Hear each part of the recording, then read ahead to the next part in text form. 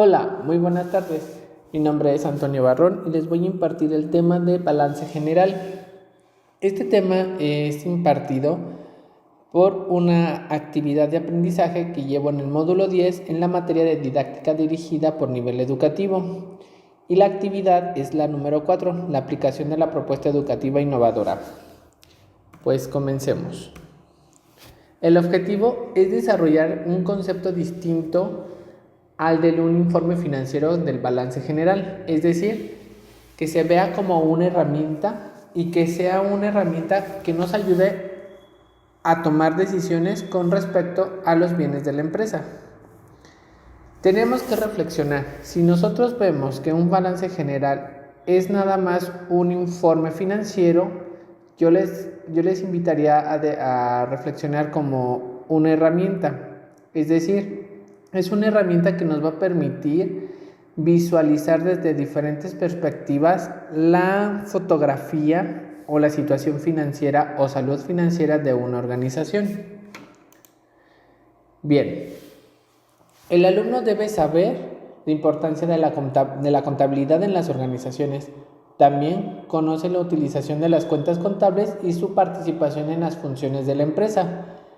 Sabe identificar las cuentas afectables y las acumuladoras, y también expresa la importancia de desarrollar el balance general.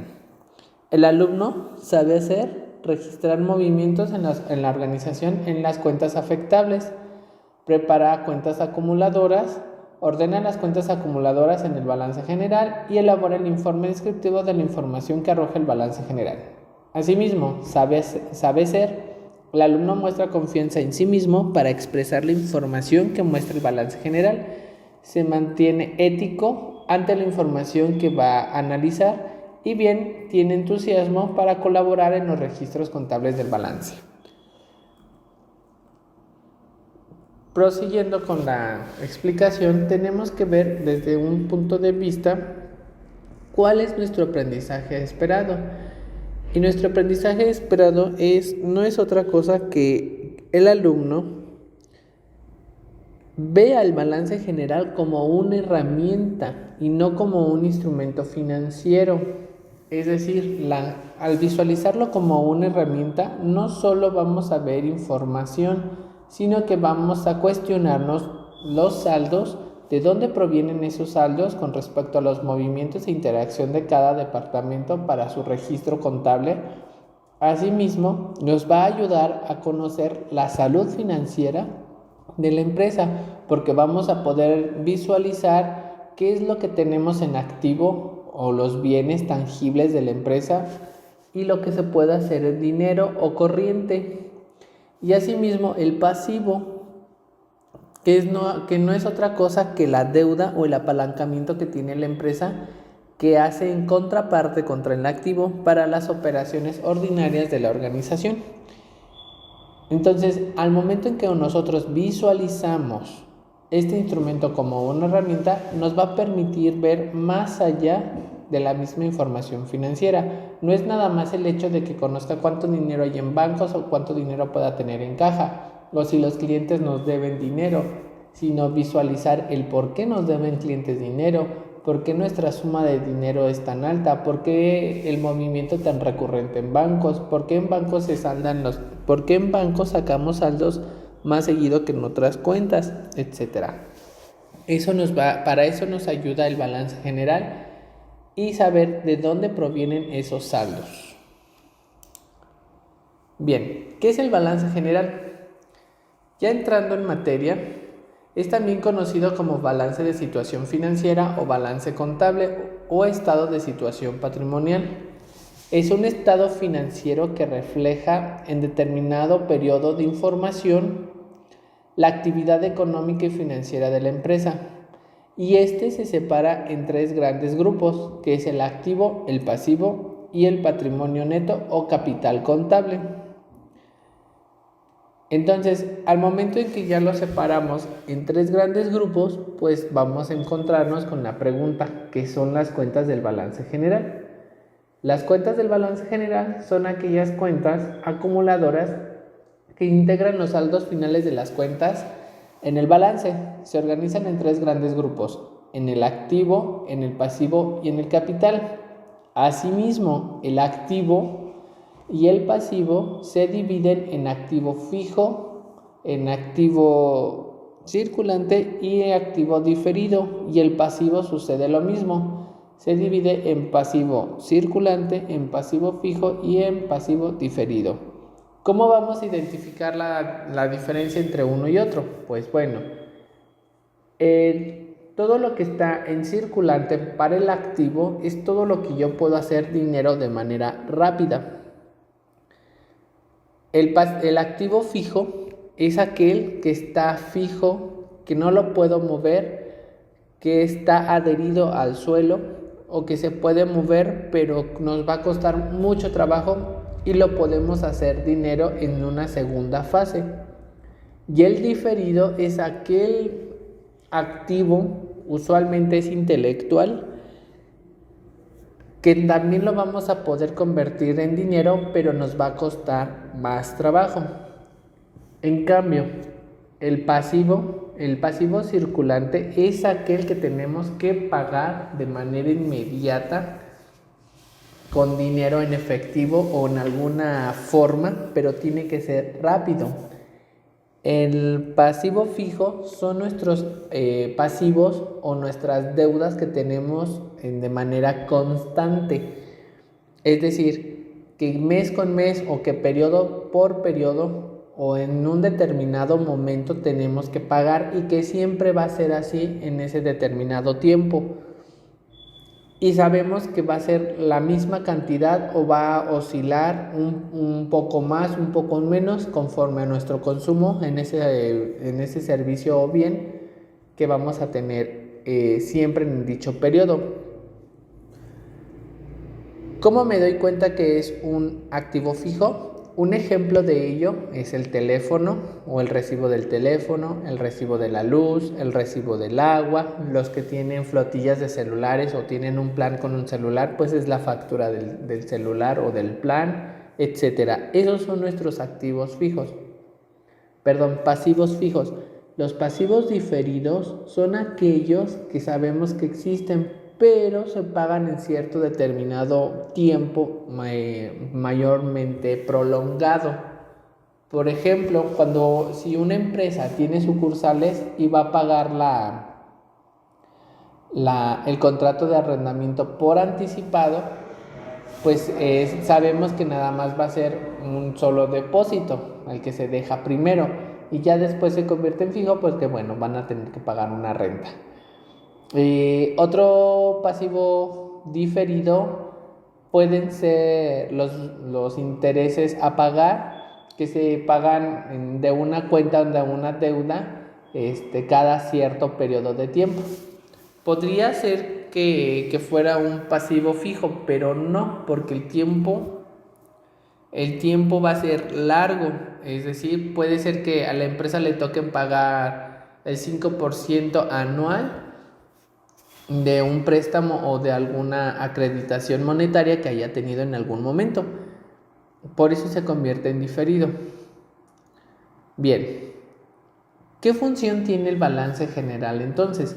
Si ya vimos que el balance general es una herramienta que nos va a ayudar a tomar decisiones y que ese balance está dividido en cuentas conforme al activo, el pasivo y el capital, entonces, ¿qué función tiene? El balance general, su principal función es dotar información financiera de la situación actual de la empresa, ente u organización en un periodo determinado de tiempo, siendo este periodo definido por la Asamblea General o órgano de gobierno que la misma empresa tiene.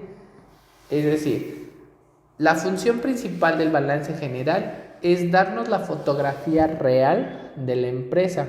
Ahí vamos a conocer qué tanto tiene de activo, qué tanto tiene de pasivo y cuál es el residual para el capital contable. El balance general también nos da una idea de cuál es la salud financiera que va a obtener nuestra organización, pero no tampoco lo veamos como un instrumento financiero que nada más es de uso exclusivo de las organizaciones o de las empresas. No, también lo pueden utilizar las personas en su día a día de manera cotidiana. Simplemente hay que saber cómo sobrellevarlo para poderlo desarrollar. Asimismo, tenemos la relevancia del balance general para los administradores. Primero, es de proveer información real de la empresa. Si un administrador no conoce la realidad de la empresa, pues simplemente no va a poder tomar decisiones. Tiene que verlo como una herramienta, porque no nada más brinda información, también nos ayuda a saber los movimientos ordinarios y extraordinarios que pueda tener una empresa. Asimismo, el comportamiento que va teniendo durante un cierto periodo de tiempo y cuáles son las obligaciones o cuáles son las entradas que va teniendo la empresa. Asimismo, también le sirve como un comparativo entre ejercicios, pues nos va a decir en qué rumbo va caminando la organización. Tenemos las principales cuentas del balance, como ya lo habíamos visto. Tenemos las del activo, las del pasivo y el patrimonio o capital contable. Tenemos que a grandes rasgos aparecen el efectivo, las inversiones a corto plazo, cuentas por cobrar, provisiones para cuentas, gastos pagados, etc. Del pasivo igual lo tenemos, como lo pueden visualizar en la imagen en pantalla. Una vez de que ya nosotros identificamos nuestras cuentas principales, también podemos detallarlo un poco más. No necesariamente nuestro balance tiene que quedar de esta manera, puesto que dependiendo de la organización que lo implemente, va a tener las cuentas necesarias para hacerlo. Existen empresas que únicamente pueden manejar 5 cuentas del activo, 3 del pasivo y ya tienen el capital contable. Hay empresas más grandes o más pequeñas que conforme a sus movimientos y operaciones ordinarias que tienen en su día a día, pues se ven involucradas más de 5 o 10 cuentas. Inclusive puede ser que utilicen todas las cuentas que sugiere el catálogo de cuentas para el activo, el pasivo y el capital. Bueno, en esta lámina podemos observar que ya es un poquito más detallado la división del activo y del pasivo. Tenemos las cuentas del activo circulante, como lo pueden visualizar en la imagen, el activo fijo o no circulante y otros activos o activo diferido. Asimismo, tenemos el pasivo a corto plazo o pasivo circulante, el pasivo a largo plazo o pasivo fijo y otros pasivos o pasivo diferido. Así como lo podemos visualizar en la pantalla, al momento de armar las cuentas del balance general con los saldos en las acumuladoras, pues vamos a observar que podemos tener cualquiera de estas cuentas o bien todas. Recordemos, todo depende del tipo de organización o empresa que esté llevando sus registros contables. Bien, aquí les muestro cómo es el registro en las cuentas del activo, en el pasivo y en el capital contable. Los podemos visualizar mejor en un esquema de mayor o mejor conocidas como TES. En las cuentas del activo, bueno, en todas las cuentas tenemos la parte del debe y el haber. Recordemos, y esto es algo muy básico en la contabilidad, por cada cargo nos corresponde un abono, por cada abono nos corresponde un cargo. Los cargos siempre se efectúan al lado izquierdo y los abonos al lado derecho, ¿sale? O bien lo podemos encontrar en la columna del debe o en la columna del haber, dependiendo. Para el activo, tenemos que las cuentas del activo aumentan cargando, es decir, son positivas. Al momento en que yo visualizo que sea positiva, pues lo ideal sería que tuvieran un saldo acreedor o positivo, que no obstante puede figurar que las cuentas del activo en algún momento, en alguna cuenta, pudiéramos encontrar un saldo deudor o negativo, ¿sale? El activo aumenta cargando y disminuye abonando. Por el contrario, el pasivo en las cuentas en las columnas del debe haber, el pasivo aumenta abonando en la columna del haber y disminuye cargando en la columna del debe, y su saldo favorable debería ser deudor, es decir, en la columna del haber. Pero como les comento, todo depende de las operaciones y del ejercicio que tengan nuestras cuentas, pues nos puede salir un saldo acreedor. Todo depende de cómo esté constituida la organización. Y asimismo tenemos el capital contable.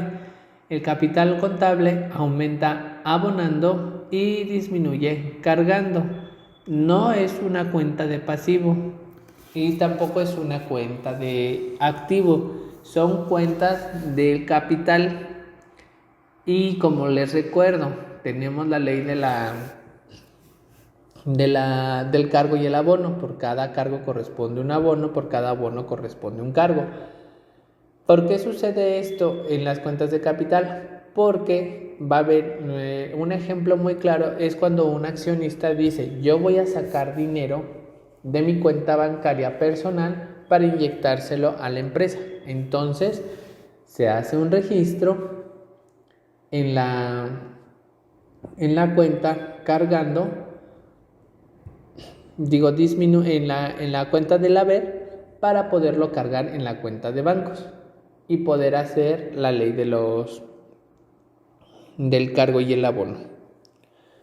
Un ejemplo muy claro lo podemos ver abajo en las cuentas de bancos. Si se fijan, tenemos la cuenta de bancos que es la acumuladora. Las acumuladoras únicamente registran saldos. Las afectables son cuentas que van registrando movimiento por movimiento que van obteniendo por cada operación que va obteniendo la empresa. Por ejemplo, aquí tenemos bancos y dos bancos. Tiene movimientos en HSBC y movimientos en Santander. Si se fijan, tiene cargos o entradas por 1.680.000 HSBC y tiene salidas o retiros de dinero por 155.000. Cuando hacemos la resta de 1.680.000 menos 255.000, nos queda 1.525.000 pesos, que son los que se registran en el primer renglón de la cuenta de bancos. Sucede lo mismo con Santander. Tenemos un saldo acreedor de 9.000 y tienen un saldo deudor de 625.000. Sacamos la diferencia de esos dos dígitos y nos queda un saldo acreedor total de 8.375.000, que se van a colocar cargados en la cuenta acumuladora de bancos. Asimismo, se suman esos saldos que nos quedaron de las cuentas afectables y nos quedan 9.900.000. ¿Qué quiere decir esto? Que el saldo en bancos es de 9.999.000. Entre los dos bancos, entre HSBC y Santander, tenemos ese saldo. Y así podemos seguir. Al momento en que ya tenemos identificadas las cuentas, que ya sabemos cómo operan, cuándo se carga, cuándo se abonan, cómo aumenta el activo, cómo disminuye el pasivo, etcétera, vamos a poder armar lo que es el balance general. Y eso va a ser tema para la siguiente clase. Por lo que les pido que, por referencia para la siguiente clase, tengan la lectura, vean la siguiente referencia bibliográfica que les puede ayudar para entender un poco más del tema y podernos meter en directo a los registros contables. De mi parte sería todo. Les agradezco su atención. Buenas tardes.